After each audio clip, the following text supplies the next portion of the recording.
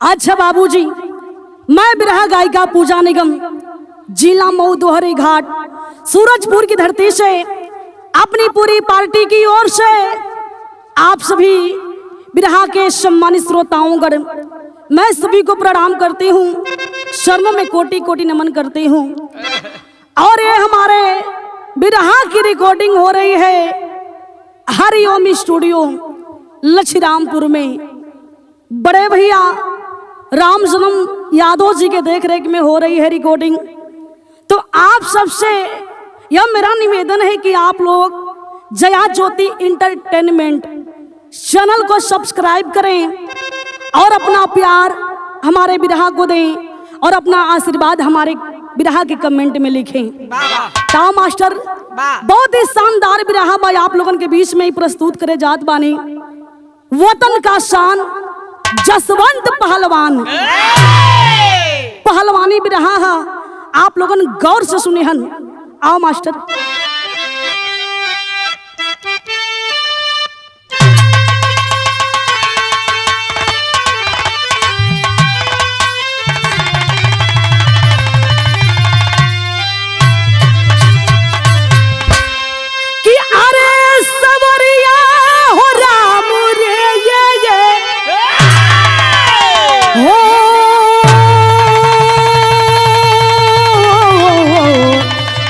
अरे मोर रामा हो राम,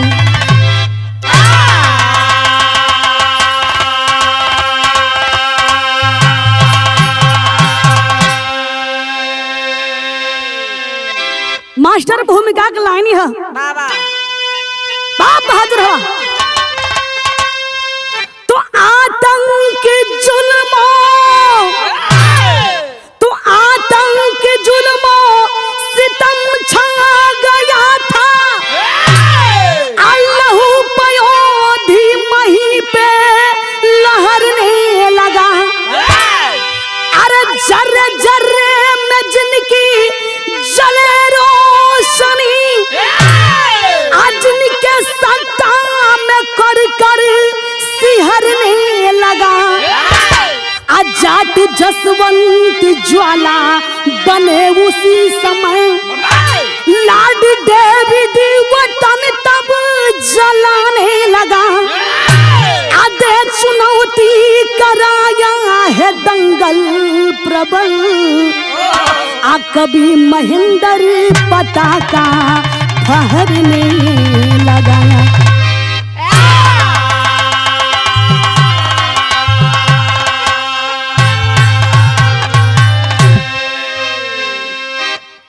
मास्टर कवाली का टुकड़ा है। आज पीने की अरे दावत है यारो,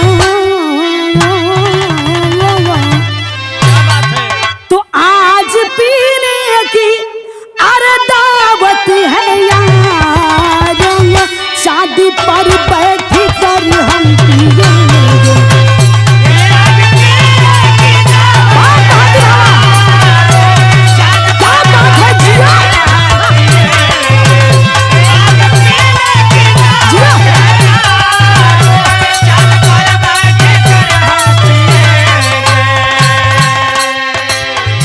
आज पीने की दावत है यारों, आज चांदी पर बैठ कर हम पिएंगे। तो उनकी जुल्फों की साये में हंसी कर उम्र भर शौक से हम पिएंगे।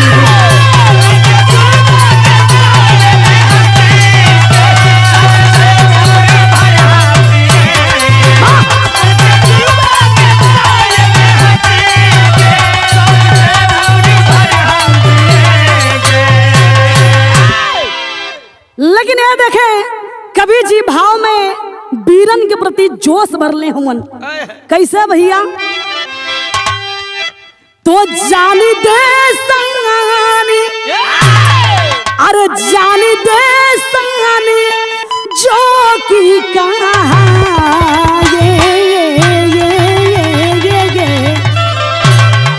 जान दे संगानी, अरे जान दे संगानी जो की की बचाएंगे शेरी अहले वतन ओ कहाए।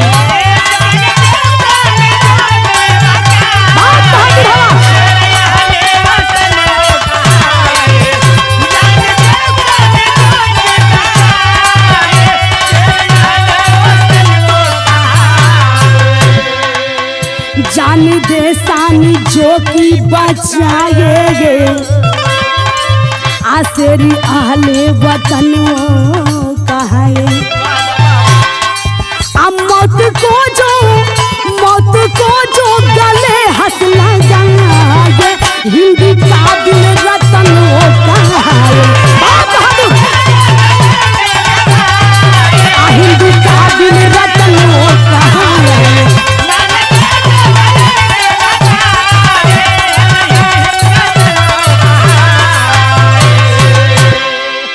कहानी का शुरुआत भइल भैया जौहरी गलायनी है।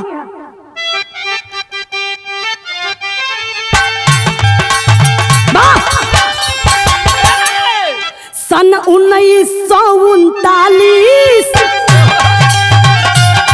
अंग्रेजों का था सत्ता। आदेश न जब तक देते ना हिलता था एक पत्ता।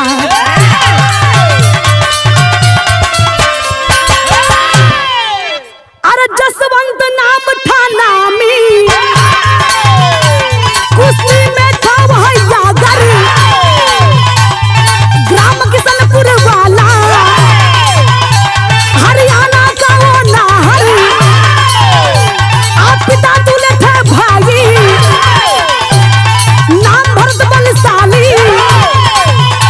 दुल्हन थी उनकी मीना सीता सी स्वच्छ निराली।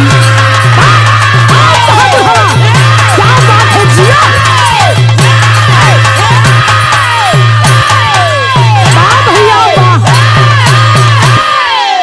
वाह भैया तुहर जवाब ना है।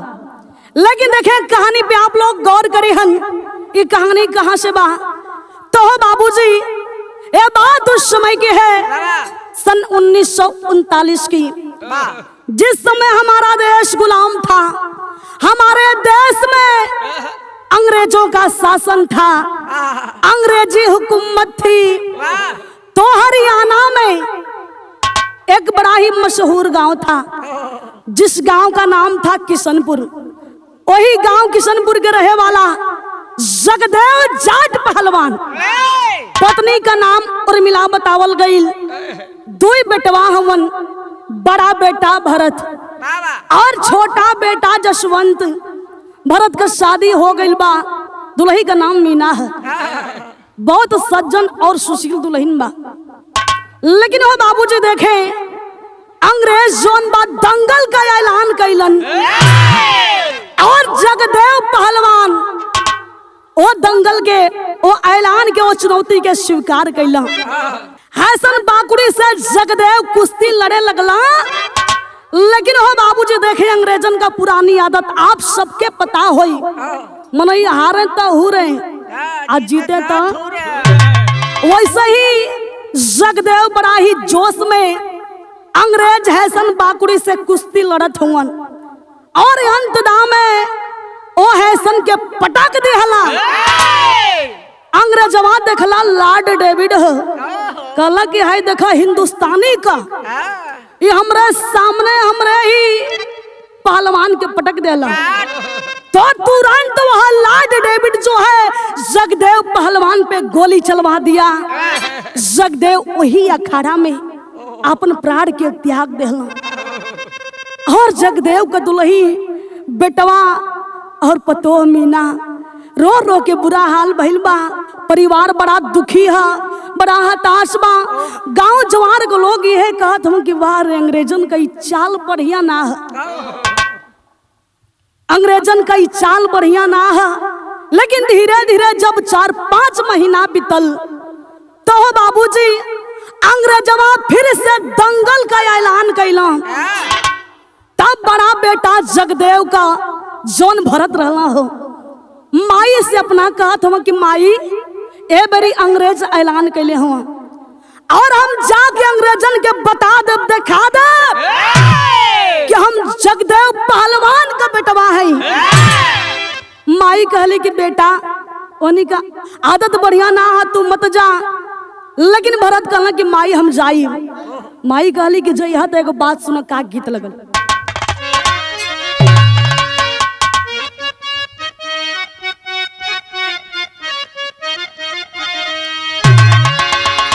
ए मास्टर देखा कहल जला नया 9 दिन पुराना 100 दिन। हमारे कवि जी परम श्रद्धेय महेंद्र पाल जी अपने लेखनी से बिरहा के बड़ा चुन के सजौले हुआ। कैसा भैया कि मोरे पिछवा रामा, अरे मोरे पिछवा रामा सोनार की दुकानिया।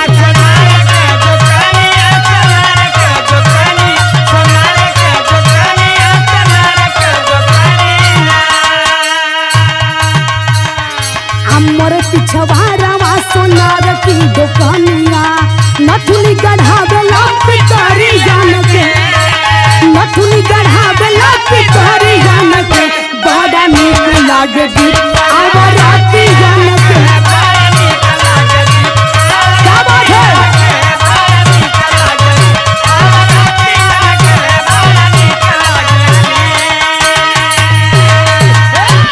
लेकिन हो बाबूजी देखे बुढ़िया मतारी भरत से कहत बाड़ी कि ये बेटा सुना, गांव जवार सभे लोग अंग्रेजन के आदत के जानत बा, तो अगर तू कुश्ती लड़ल चाहत हुआ तो ए बेटा जोश रोश में लड़िहा।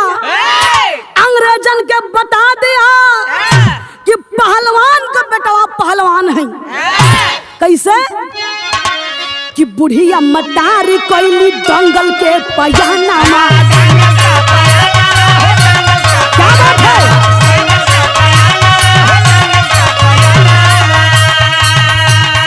आप बुढ़िया मतारी कोइली दंगल के पयानामा।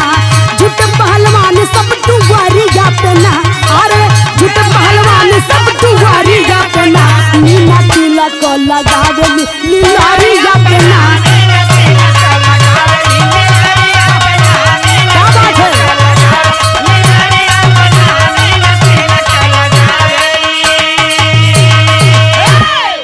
माई कहली कि ठीक बा जा भैया ओनी से हाथ तू मिला ला। भरत गईला जाके अंग्रेजन से हो बाबूजी हैसन बाकुड़ी से हाथ मिला लेला। लेकिन माई जब हाथ मिला के अइला तब माई कहता कि और हमारे को बात सुना। ए बेटा हमरे दूध का कसम बा का कि पीठ जन देखाई हा बेटा देईदा बचनिया। आयारती उतार बीदा कोइली दुलहिनिया।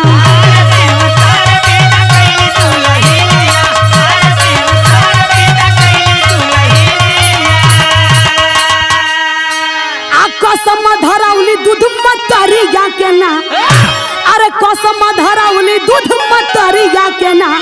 अमीना तिलक लगावेली लीलारिया के ना। मीना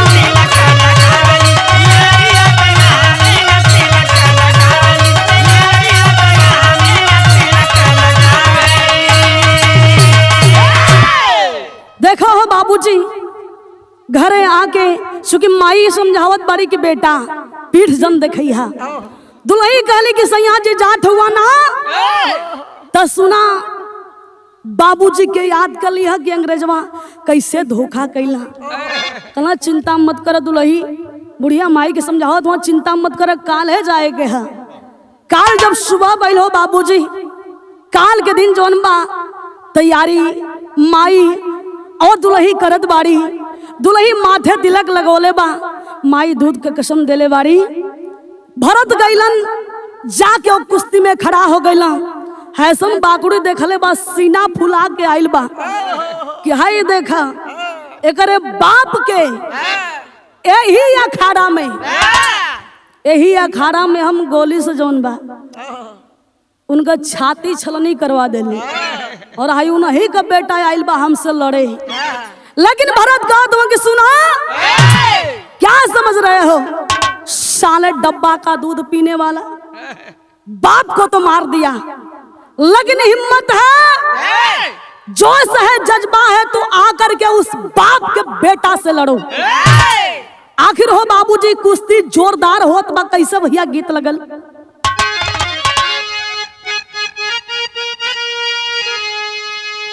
यो देखा कोना मर्द अपने मेहरारू के गला ये भैया दुल्हन नैहरे जाए की तैयारी करत रहे।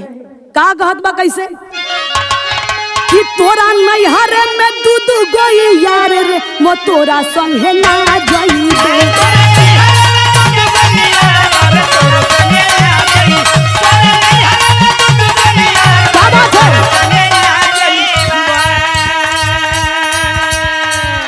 लेकिन भाव में कहना है अंग्रेजवा है सन भारत के ललकारत बा कि है सन लड़े लागल भारत के पुकार हो जुझार झूमे दंगल में।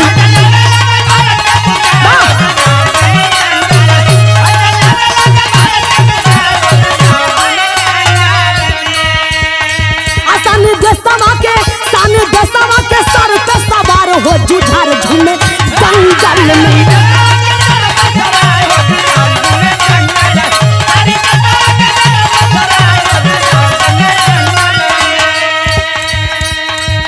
हिंदुस्तानी अंग्रेज पहलवान में कुश्ती होत बा, सभे लोग जुटल बा, लोग देखत बा। और वही दंगल के बीच माई बुढ़िया पहुंचल बाड़ी। माई देखत बाड़ी, सुखी देखे बाबूजी हैसन बाकुड़ी कोई छोटा मोटा मामूली पहलवान नहीं था। ए भैया वो कई हिंदुस्तानी लोगन के भैया धूल चटवले रहल। लेकिन देखा यहाँ कुश्ती होत बा, कबो भरत पटका तो कबो हैसन बाकुड़ी पटकात बा। लेकिन माई देखत बाड़ी की तो एक दुहाली पटकाई अंग्रेजवा और बार बार हमार बेटा पटकात बा। मात्र 3 मिनट बचल बा, बुढ़िया माई आंख तरेर के खड़ा हो गईली। कैसे अब बचल 3 मिनट जैसा बन चलना ना तारे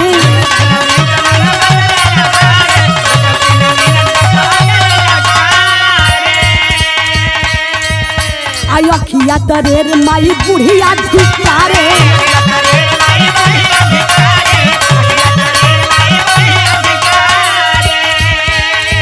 दिहला निकास पे तुरंत पछार हो जुझार झूमे दंगल में।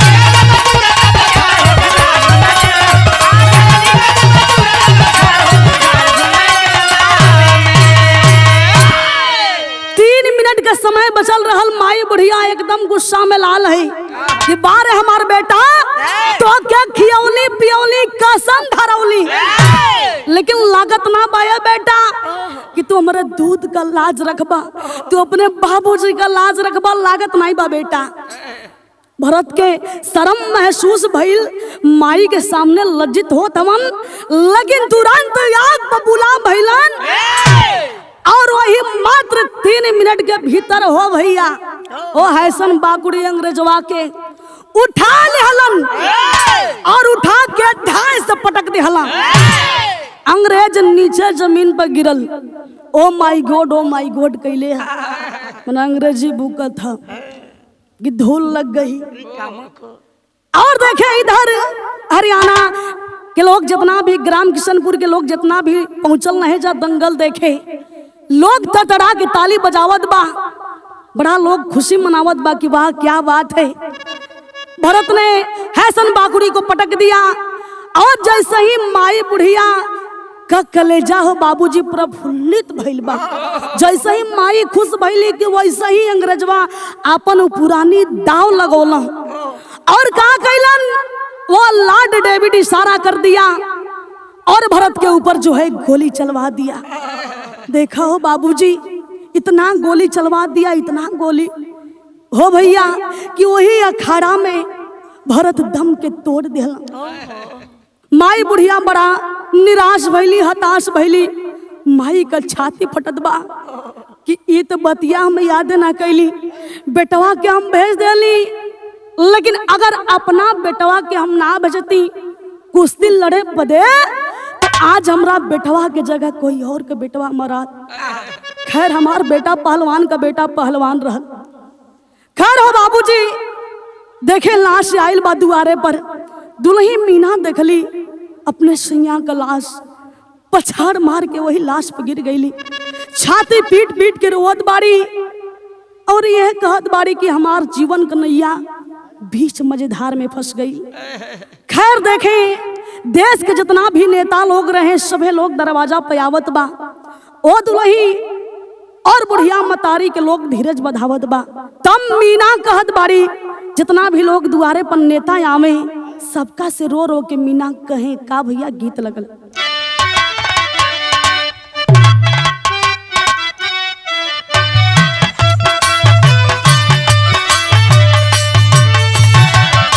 वह गीत है, माई कहेली बेटी नियर बियाह दे हो, माई कहेली बेटी नियर बियाह दे हो, बाबूजी कहेलन बड़ी दूर हो।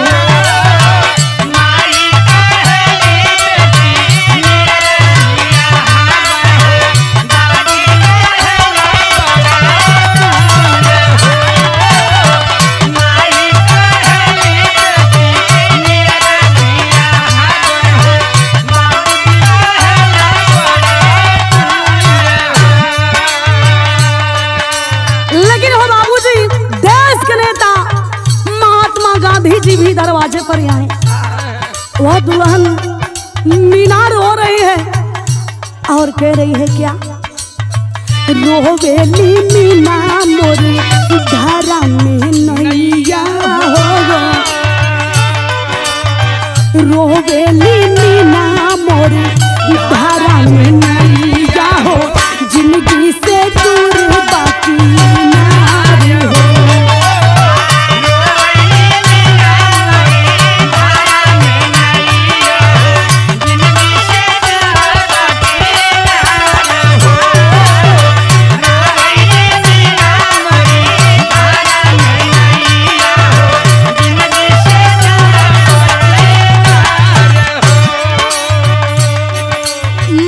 पागल का हाल भइल बा। भाई जसवंत देख रहा है, महसूस कर रहा है कि हमारी भाभी पागल सी हो गई है और माई का भी रो रो के बुरा हाल भइल बा। लेकिन दुल्ही का वेदना है का, मंगिया धोवाइल भइली सोच में बताना, देशवा का नेता गांधी आइले भगवाना,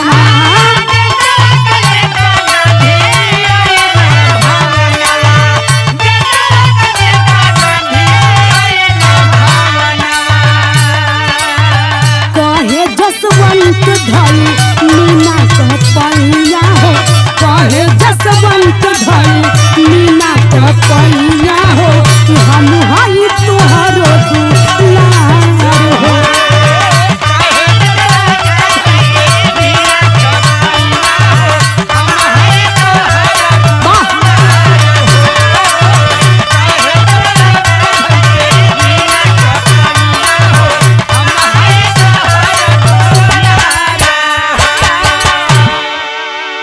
देखा हो बाबूजी, दुल्ही बार बार यह बतिया कहे मीना कि हमार जीवन का नैया बीच मझधार में पड़ गई, सुहाग तो चलिए गई, हमरा आंचल में, हमरा कोख में, हमरा गोद में कोनो संतान भी नहीं बा। ए बतिया के जसवंत बगलिए में खड़ा होके सुनत रहला कि भौजी हमार बहुत दुखी बा, भौजी के बहुत ही कष्ट होत बा, भैया के गैला के बाद भौजी के दिल पर बड़ा ठेस लगल बा। जाके जसवंत भौजी मीना का पांव पकड़ के कहला, भौजी अब तू मत रोवा, अपने आंसू के पोंछ ला और सुना, ऐसन मत कहा कि हमार केहू ना है, भैया का हम कमी तो पूरा ना कर सकेला, लेकिन तुहार बेटा बन के हम रहब, तो कि आज से हम मतारी मानब। वाह वाह, इतनी बात दुल्हन सुनली, दुल्हन के तनी चेहरा जौन बा होशियार भइल बा। लेकिन वो बाबूजी जैसे ही सब लोग धीरज बधा के दुल्हन के अपना अपना लोग घरे चल गईल, इधर देखे जसवंत जौन बा तैयारी करे लगला। चूंकि वह पहलवानी में कभी इच्छा जाहिर नहीं किया था, लेकिन पिता के लिए, भाई के लिए, पिता और भाई के याद में जो है वह रियाज करने लगा। अखाड़ा पे जा जाके ए भैया मेहनत करे लगलन। उनके तो पता रहबे कल कि अंग्रेजवा एक न एक दिन दंगल का ऐलान करबे करी। हम खैर देखे कुछ दिन कुछ समय बीतल बा कि अंग्रेजवा दंगल का ऐलान फिर से कैलन। तब हो बाबूजी जसवंत कहलन कि वाह हम तो ये चाहते रही हैं, मौका मिल गई बा, हम जाइब और जाके वो हैसन बाकुड़ी से हाथ मिलाइब। लेकिन ये बतिया के जब बुढ़िया माई सुन ली और कुछ गौवा के लोग सुनना कहलन ना बेटा तो के ना जाए के है, तोरा भाई अब बाप के तय अंग्रेज अखाड़ा में मारिए देहला, जितला के बाद भी मार देहला। ए बेटा तू ही एगो सहारा बचल बाढ़ा भौजाई और माई के तो के ना जाए के है। लेकिन जसवंत कहे कि ना चाहे कुछ भी हो जा, जाए बे बार जोन बा हम पछड़बे ना कर। वो हैसन बाकुड़ी के फाड़ के आई। माई कहली कि मानी ना बेटा हमार मानी नहीं। तब यह टेरी में कहना है का, अरे जवानी जख्मी शेर बन गई, अरे जवानी जख्मी शेर बन गई, लड़ने चला बहादुर जबकि हिंदुस्तानी तानी तानी। क्या बात है, जवानी जख्मी शेर बन गई, लड़ने चला बहादुर जबकि हिंदुस्तानी। जैसे ही ऐलान के लिए भैया चल देहला कि कहाँ हम से यानी कहाँ गोल बा। जाके जसवंत देखल कि अंग्रेज बैठल बा लॉर्ड डेविड। ए भैया सबसे ऊंचा बैठल बा। हमरे हरियाणा के लोग, गांव किशनपुर के लोग सभे नीचे बैठल हुआ। आज सबके चुनौती देत बा कि तुम्हारे गांव में कोई बहादुर है जो हमारे हैसन से लड़ेगा। तुम सबने देख लिया कि दो पहलवान जो है कैसे हमारे हैसन से परास्त हो गए। गांव के लोग भैया चुपचाप हुआ, कुछ बोलत ना हुआ। भाई सबके पते है, सबके पते बा यानी के बारे में डरन कुछ बोलत नहीं हम। लेकिन जाय के जसवंत जोन बा ओ हैसन बाकुड़ी के सामने नजर से नजर मिलौले हुवन और यही नजर से भैया इशारा करत हुआ का, अरे जलजला बना जसवंत बघेला, अरे जलजला बना जसवंत बघेला, जा दंगल में ललकारा है कसम भरत भैया की, है कसम भरत भैया की, तू उनका ही हत्यारा है। मैंने यही नजरिए से भैया जुबान कुछ नहीं बोलत बा, लेकिन नजर से ही इशारा कह दे कि तू कितना बड़ हत्यारा हवे हमरे परिवार का, तो के हम ए बेरी बताई। तबले जोन बा लॉर्ड डेविड जो बैठा था भैया ऊंचाई पे बोल रहा है कि ओहो तो तू जो है जगदेव का लड़का है ना, छोटा लड़का है ना। कहला कि हाँ एकदम साफ सही पहचान नहीं है, जगदेव का हम छोट बेटवा है। अच्छा तो सुनो तुम कुश्ती लड़ोगे? कहता है कि हाँ साहब क्यों नहीं, मैं कुश्ती नहीं लड़ सकता। चलो ठीक है, आज 20 तारीख का दिन है, 22 तारीख को हम दंगल रखवा देते हैं और तुम कुश्ती लड़के देख लो हमारे पहलवान से। तो कहना है क्या, अरे पड़ गई है तारीख 22 की, अरे पड़ गई है तारीख 22 की, वह अपना शर्त सुनाया है बंद बाघ एक मेरा भी, है बंद बाघ एक मेरा भी, उससे लड़ने फरमाया है। लॉर्ड डेविड बोला कि सुनो ए लड़का, 22 को तुम कुश्ती लड़ोगे, लेकिन हमारे हैसन से पहले हमारा एक बाघ है जो कई दिनों से भूखा पिछड़े में पड़ा है, मैं उससे पहले तुमसे कुश्ती लड़वाऊंगा। जसवंत कहला कि हाई देखा ना, तो बाघ नाम एकदम शेर बन के आयल है। ठीक है सर मैं लड़ूंगा, मैं 22 तारीख को आऊंगा, अपने बाघ को आप खोल दीजिएगा, मैं बाघ से आपके कुश्ती लड़ूंगा।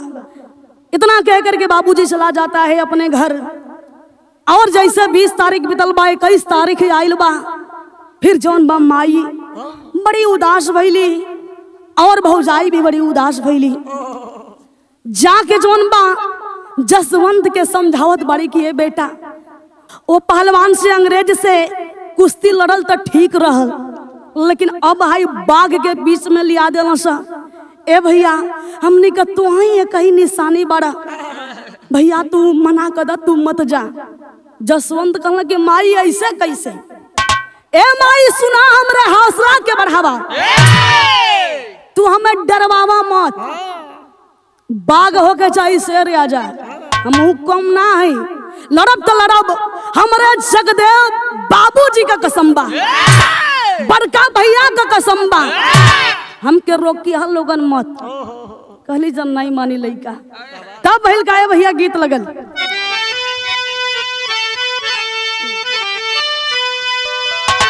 इहो देखा कोनो पुरनिया हो, कोनो मंचला किस्म के लड़की के समझा के कहला का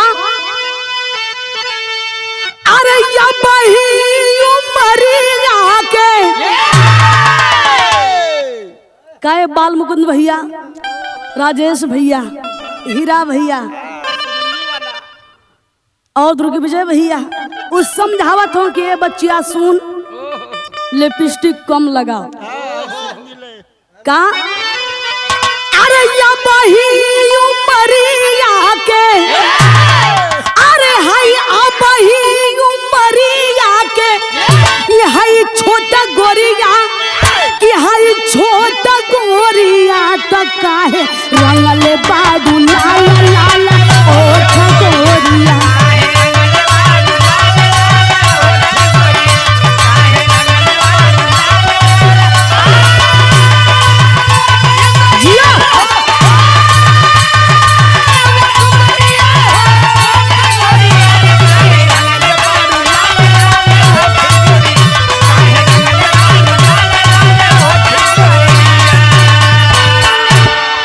लेकिन जसवंत बुढ़िया माई और गौवा के लोगन से कहत हो कि अब तो हम लोग चिंता मत कर, काल है का दिन बा। का अरे कहे जसवंत जंग, अरे कहे जसवंत जंग, हाय होई सनिया, कि हाय होई सनिया हो कल अखाड़ा में दिखाई हम सब कर पनिया।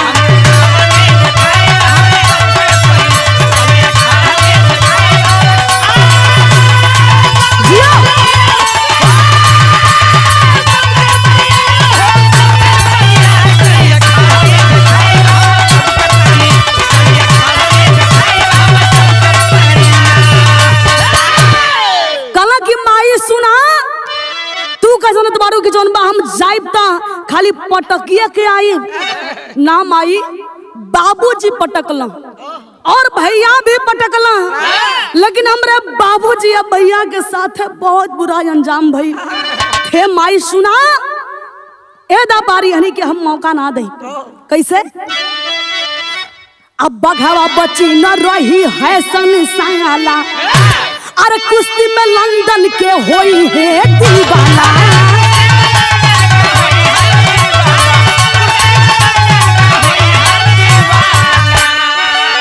अरे है सन का पीढ़वा, अरे वो है सन का पीढ़वा, हो जाई रोनिया, अरे हो जाई रोनिया हो कल अखाड़ा में दिखाई हम सब करे पनिया।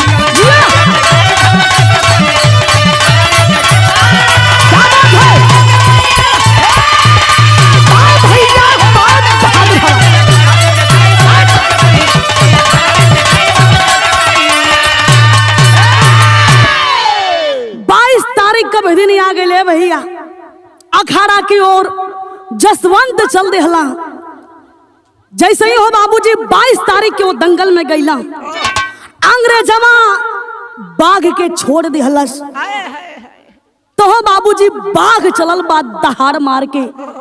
जसवंत भी सावधान रहना कि जैसे ही आके हमरा पर बैलेंस बनाई चढ़े बदे, वैसे ही हम डिसबैलेंस कर दे। और जैसे ही बाघ दहाड़ मार के जसवंत के ऊपर झपटल चहलास, जसवंत वहां से हट गईला, बाघ जोन बा पसर गई। आ जैसे ही बाघ उठल चल से भैया भैल का गीत लगल।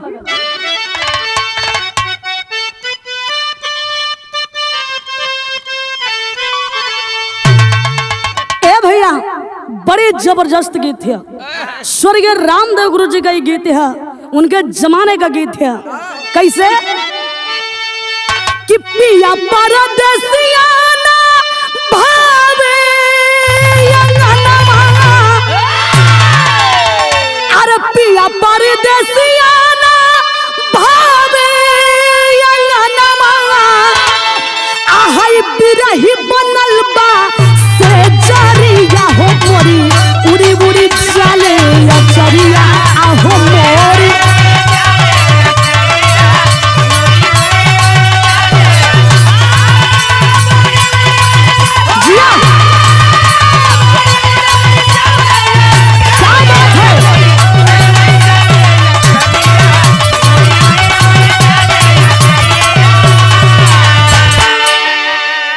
लेकिन भाव में कहना है क्या, अरे बाघावा से हाथवा मिलाया जवानमा, अरे बाघावा से हाथवा मिलाया जवानमा, अरे दंगल में मचल तूफानमा हो लड़े देशवा के जवानमा, हो लड़े देशवा के जवानमा।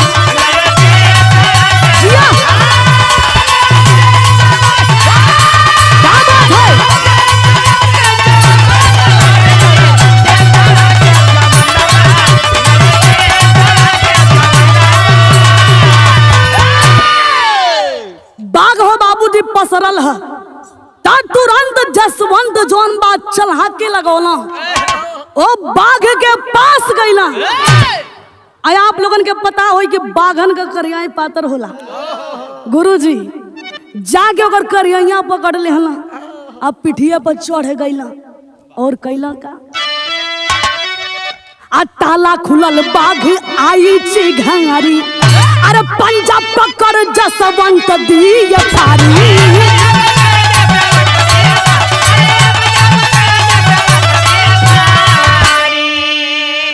अमीना कहे पाप जिंदा ना बचे, अरे मीना कहे पाप जिंदा ना बचे, अरे पूरा कर यार मानवा हो लड़ देसा बात जवानवा।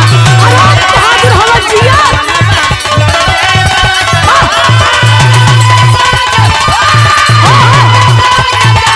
क्या बात है राजेश भैया।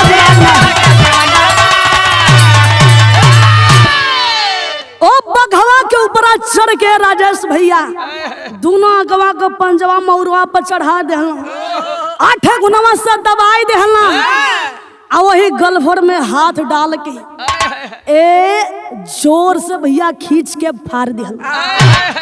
बाघ का काम खत्म। हसन बाकुड़ी दूरे खड़ा देखत बा, ओकर धुकधुकिया धइले बा।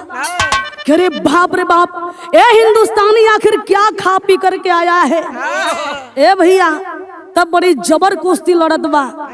खैर हसन बाकुड़ी अब भाई लाज बचावत है, चल दिल बा कुश्ती लड़े बदे। तब भैल का भैया चौलरिया है बा।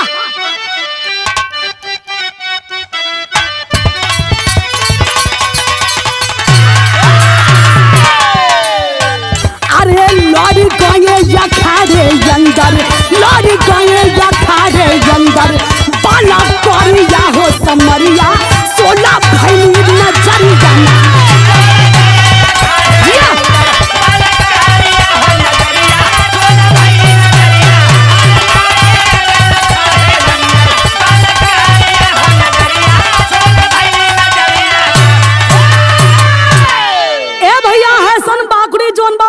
ठोकत बा, कबो जांग ठोके आ सीना फुला के एकदम सामने जसवंत के खड़ा हो गई। जसवंत कहूँ कि हई देखा ऐठन एकर अभी जात ना, हम महुआ तक करे सामने है, लेकिन ऐठल ही छोड़त तो कहना है क्या। अरे है सन बाकुड़ी दाव लगाया, बागी उसको है बहकाया, मारी थप्पी उसे गिराया, नाग फांस में ओ अझुराया, तबले ताली कर कर बाजल, जवने घरिया हो समरिया, सोना भैली नजरिया ना।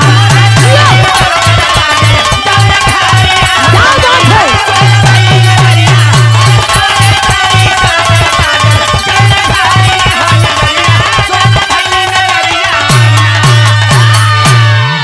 देखे हो बाबूजी, अंग्रेज से कुश्ती लड़त हुवन, अंग्रेजवा दांव पर दांव लगावे, लेकिन ए भैया हर दांव के जसवंत काटत हुआ, थप्पी मार के गिरावे, नाग फांस में झुरा दे। अंग्रेज का बुद्धि एकदम फेल हो गई बा, और अंत दाम में वो अंग्रेज के उठा के पटक दे हलन, तर तर तर तर ताली बाजे लागल। इतना ही ना, पटकला के बाद वो अंग्रेज के छाती पर चढ़ गईलन, बाबूजी के चेहरा के याद कैलन और भाई के चेहरा के याद कैलन। कहा कि अगर अब की एकरा के हम छोड़ देब जिंदा तो ये हमारो ही काम खत्म कर दी हस। तुरंत जौन बात जसवंत वो हैसन बाकुड़ी के ए भैया वही जब मौरवा तोड़ के काम खत्म कर दे। लॉर्ड डेविड देख रहा है कि बाप रे बाप हमरा ही सामने हमरा पहलवान के मार दे हलस, लेकिन गांव के लोग जौन बा चारों ओर से एकदम घरले हम कि अंग्रेजन का चाल जौन बा अब की बार चले ना देवे के, यानी का काम जौन बा अब की बार सफल होके ना देवे के। लॉर्ड डेविड बड़ा परेशान हो गया कि तो देखा थी तो एजा हमार गोली चले वाली। लॉर्ड डेविड जो है तुरंत अपने अंग्रेज साथियों को लेकर के चला जाता है किशनपुर गांव में, और इधर देखा गांव के लोग जितना भी लोग आयल रहना दंगलवा देखे, सभी लोग जसवंत का फूल माला से स्वागत करत हुआ। भौजी मीना भी रहली वही जा, भौजी देखली बड़ा खुश भइली कि क्या बात है, हमार जसवंत बाबूजी और भाई का बदला ले लिया।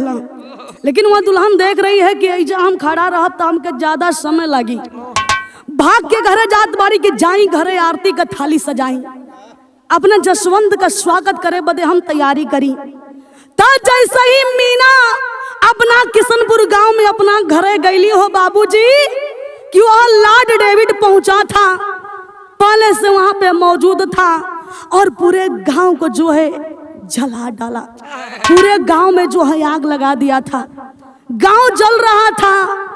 और अंग्रेजवान जब देखलन कि मीना जसवंत का भौजाई आ गई तो अंग्रेजवा हो बाबूजी मीना के पकड़ लिहलन, मीना के पकड़ के साड़ी खोल दिहलन, पूरा कपड़ा हो बाबूजी तन से उतार दिहलन और पेड़ में मीना के बांध दिहलन। पेड़ में बांध के पेड़ के जोन बा गोलाई बना के अगल बगल ए भैया आगी लगा दिहलन। तो कहना है क्या अल्लाह का लाइन है,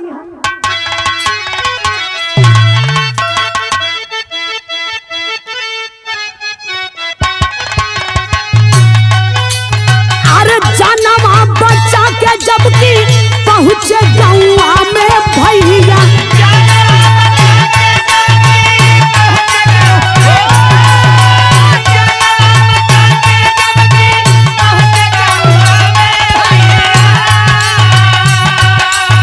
अयोध्या में जरत रहल पूरा देखा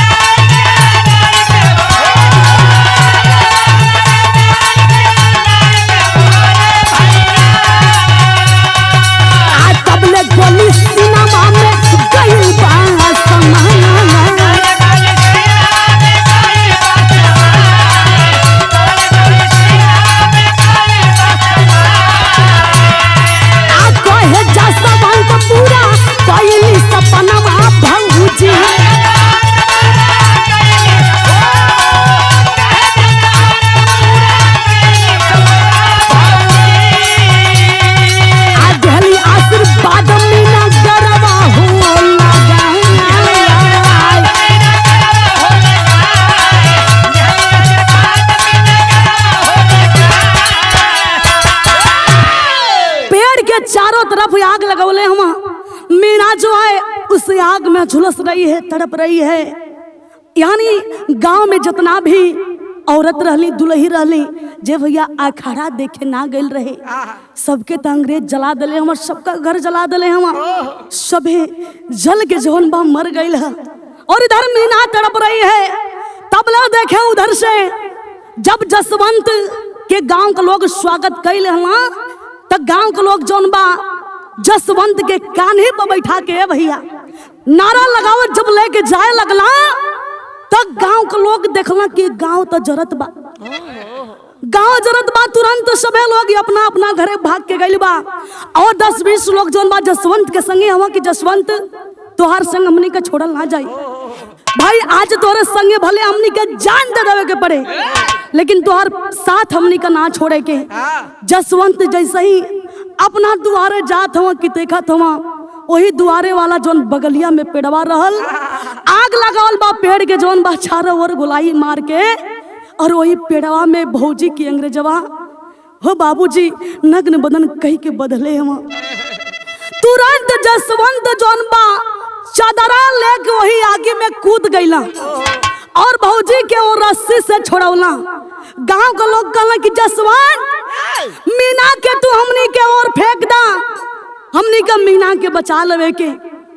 और हो बाबूजी देखे भौजाई के छोड़ा के वही चदरा से तन के लपेटला, गांव वालन के ऊपर जौन बा मीना के फेंक देहला। गांव वाले मीना के बचा लेहला, लेकिन अंग्रेजवा देखला कि हाय देखा जनवो एकर बच गई, भौजाइयों के बचा लेहला। अरे भैया अब एकर काम जौन बा हमनी खत्म कर जाई, अब एके देखल ना चाहता नहीं जा।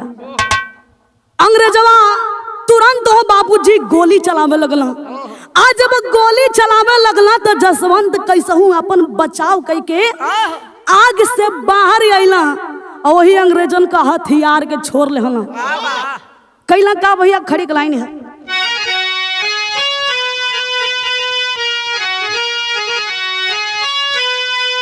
अरे दिया या जहादी हमको क्रांतिकारी बिरवागा, आधन रे देश के रतनवा माई के हिरवा।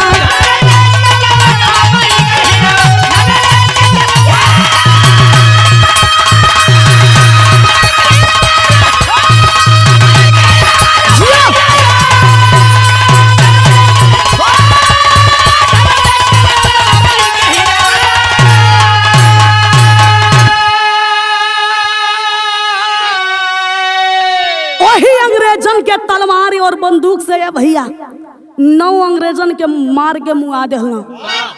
गांव के लोग भैया बड़ा खुशी मनावत हुन की क्या बात है, जसवंत ता रिकॉर्ड ही तोड़ देहला। लेकिन अब बाबूजी वो लाड देवी जो है छुपा था, आज छुप करके जो है गोली चला देता है। गोली यहाँ के जसवंत के सीना में लगल, जसवंत लड़खड़ा के गिर गईलन और कुछ ही देर में हो बाबूजी धम के तोड़ देला। तो कहना है क्या भैया कि फहरे तिरंगा जहां बनली मूर्तिया, आज चंडीगढ़ में कायम वही उनकी कीर्तिया। अरे दुराज के ताज बनल चंडीगढ़ के सिरावागा, आधन रे देश के रतनवा माई के हिरवा।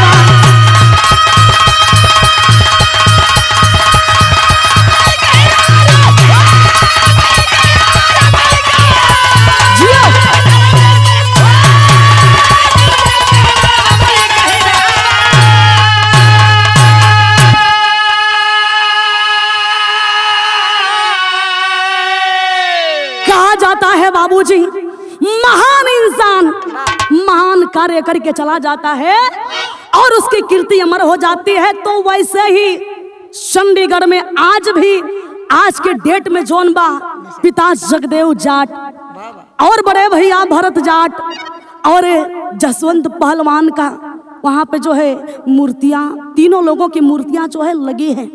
और उस मूर्ति के सामने जो है ए भैया 15 अगस्त को तिरंगा फहराया जाता है।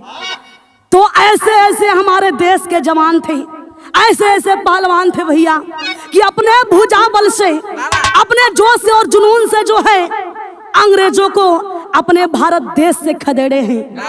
तो उन जवानों को, उन पहलवानों को, उन वीरों को सत सत नमन है। बिरहा हमार समाप्त। आखिरी लाइन कि जय जयकार गुरु जद्दू लौटन प्रसिद्धन स्वर्ग के वासी।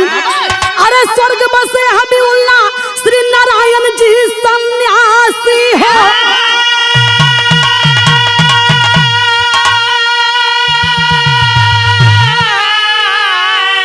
अरे जवानी जख्मी शेर बन गई, अरे जवानी जख्मी शेर बन गई। पूजा महेंद्र पाल से क्या होना दंगल खानी, जवानी जख्मी